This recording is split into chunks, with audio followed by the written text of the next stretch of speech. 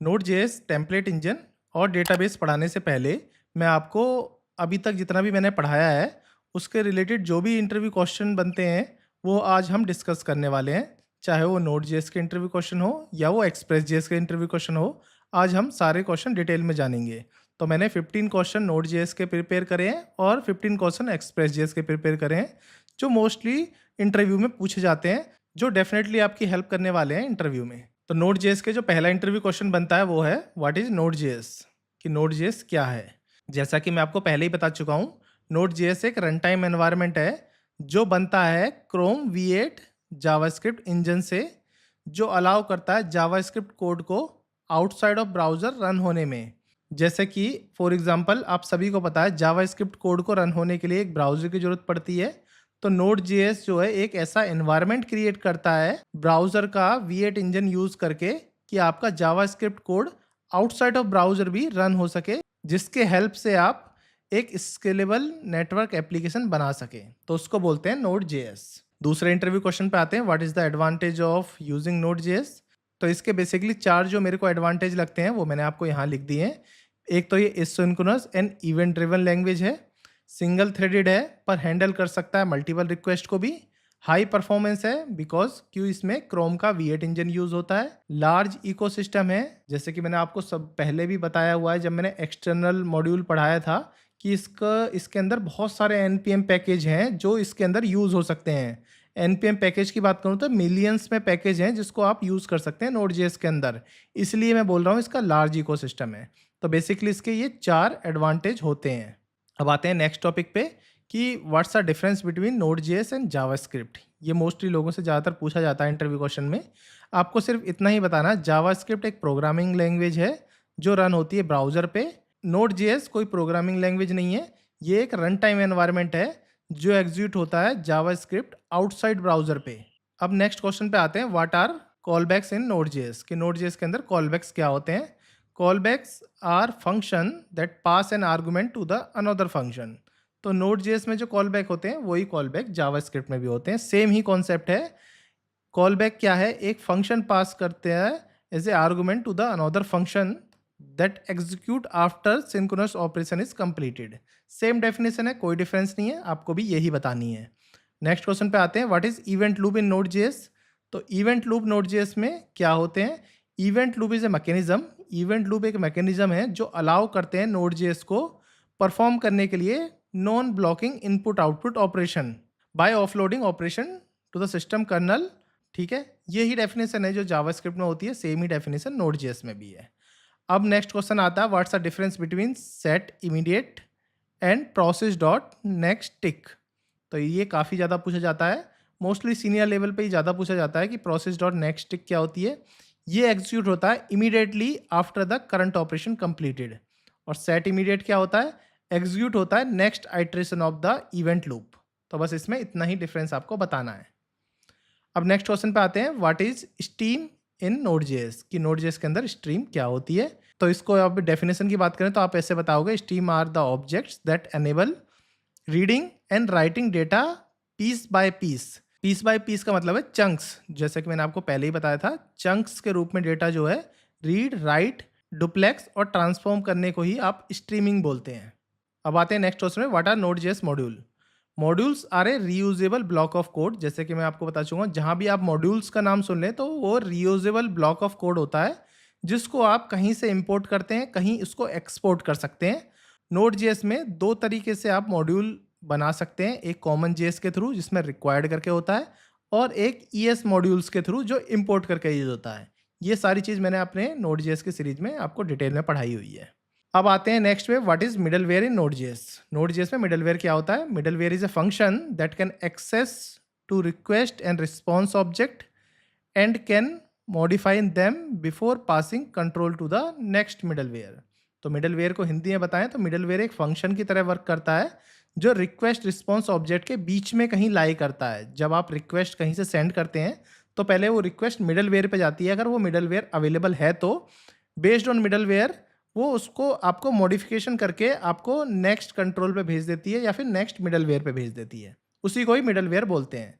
तो अब next question पे आते हैं, what is global object in node JS, node JS में ग्लोबल ऑब्जेक्ट कौन कौन से होते हैं? वैसे तो बहुत सारी चीज़ होती हैं, पर मैंने आपको जो 5 बेसिक हैं वो बता देता हूँ कि directory name, file name, process, buffer और कंसोल।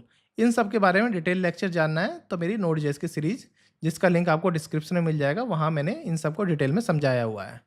अब आते हैं नेक्स्ट क्वेश्चन 11वें नंबर पे। What's are the difference between F S read file और F S create read stream? याद रखना, create read stream. Read file तो बहुत सिंपल है, read the whole file into memory before processing. और क्रिएट रीड स्ट्रीम का मतलब है रीड डेटा इनटू चंक्स। जो भी डेटा रीड होगा चंक्स के रूप में होगा, मतलब स्ट्रीमिंग के रूप में होगा। ठीक है। अब आते हैं नेक्स्ट क्वेश्चन पे। How does node JS handle child processes? तो उसके लिए जो होता है अपना चाइल्ड प्रोसेसेस मॉड्यूल होता है, जो एग्जीक्यूट, पैम, फॉर्क, इसके थ्रू आप एक्सटर्नल कमांड और स्क्रिप्ट रन कर सकते हैं। नेक्स्ट क्वेश्चन पे आते हैं। What is clustering in node JS? Clustering क्या करता है? अलाउड करता है नोड जेएस को to utilise multiple CPU cores by creating worker process. आपको सिंपल एक लाइन में बताना है, यही इसका मतलब होता है। अब आते हैं एक्सप्लेन पैकेज जेसन फाइल। तो पैकेज जेसन फाइल आपको ऑलरेडी मैंने बहुत ही ज़्यादा डिटेल में पढ़ाई हुई है। पैकेज जेसन फाइल क्या होता है? जिसके अंदर प्रोजेक्ट का मेटा डेटा इंक्लूड होता है, जैसे कि प्रोजेक्ट का नाम, प्रोजेक्ट का क्या वर्जन चल रहा है, उसके अंदर क्या क्या डिपेंडेंसी हैं, चाहे वो डेव डिपेंडेंसी हो या फिर नॉर्मल डिपेंडेंसी हो। उसके अंदर जो जो स्क्रिप्ट्स आपने मैनुअली बनाई हैं वो भी उसके अंदर ही लॉग होती हैं, और जो भी एसेंशियल होता है प्रोजेक्ट के लिए वो सब इसके अंदर होता है। अब आते हैं नेक्स्ट क्वेश्चन पे। What's are the difference between NPM और एनपीएक्स? ये भी काफ़ी ज़्यादा पूछा जाता है इंटरव्यू में। एनपीएम जैसे कि आप सभी को पता है, नोड पैकेज मैनेजर को बोलते हैं NPM, for installing and managing dependency. इसके लिए काम आता है इंस्टॉल करने के लिए और मैनेज करने के लिए डिपेंडेंसी को। एनपीएक्स क्या होता है? ये एक टूल होता है जो एग्जीक्यूट करता है binary from NPM package without installing them globally, कि बिना ग्लोबल इंस्टॉल करे हुए एनपीएम पैकेज को एग्जीक्यूट करने के काम आता है एनपीएक्स। ठीक है, आपको इतना ही बताना है। ये तो थे टॉप 15 क्वेश्चन जो नोड जेएस में पूछे जाते हैं इंटरव्यू क्वेश्चन में। अब आते हैं एक्सप्रेस जेएस में क्या क्या इंटरव्यू क्वेश्चन बनते हैं। सबसे पहला क्वेश्चन तो यही बनता है, व्हाट इज एक्सप्रेस जेएस?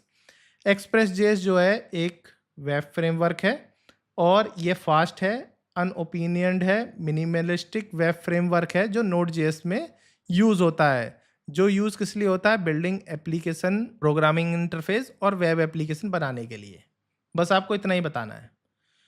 अब इसके कुछ फीचर्स पूछ लेता है एक्सप्रेस जेएस में, कुछ फीचर्स बता दीजिए। जैसे कि ये मिडलवेयर सपोर्ट के लिए काम आता है, राउटिंग के लिए काम आता है, एचटीटीपी हेल्पर्स के लिए काम आता है, इजी इंटीग्रेशन विद डेटाबेस जो मैं आपको पढ़ाऊंगा आने वाले टाइम में, और टेम्पलेट इंजन के भी काम आता है। ये भी मैं आपको डिटेल में पढ़ाने वाला हूँ नेक्स्ट अपने लेक्चर्स में।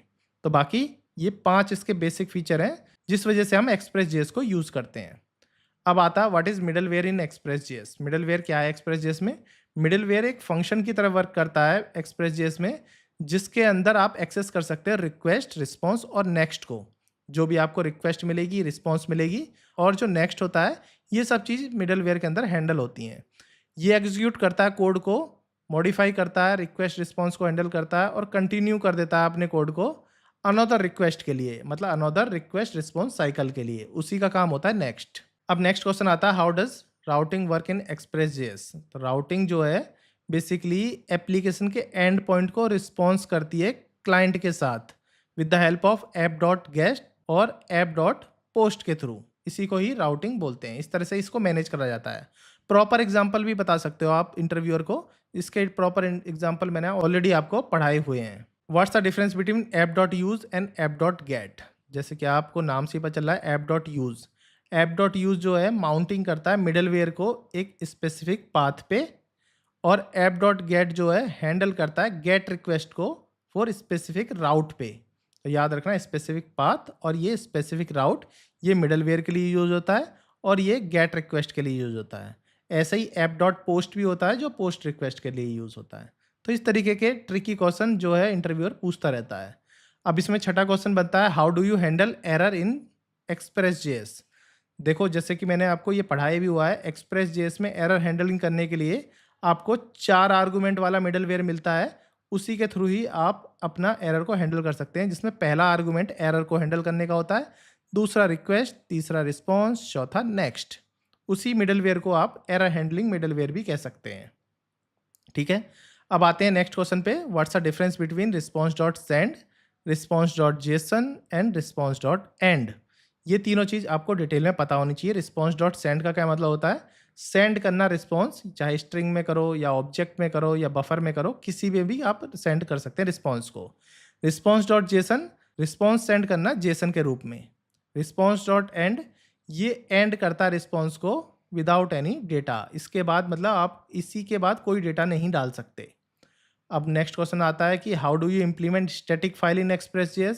जैसे कि आप सभी को पता है एक्सप्रेस.js में स्टैटिक फाइल्स को आप ऐसे नहीं इंपोर्ट एक्सपोर्ट कर सकते कि CSS फाइल होगी स्टैटिक, जावास्क्रिप्ट फाइल होगी स्टैटिक, इमेज फाइल होगी स्टैटिक, इनको आप डायरेक्टली यूज़ नहीं कर सकते अगर ये पब्लिक फोल्डर के अंदर है तो।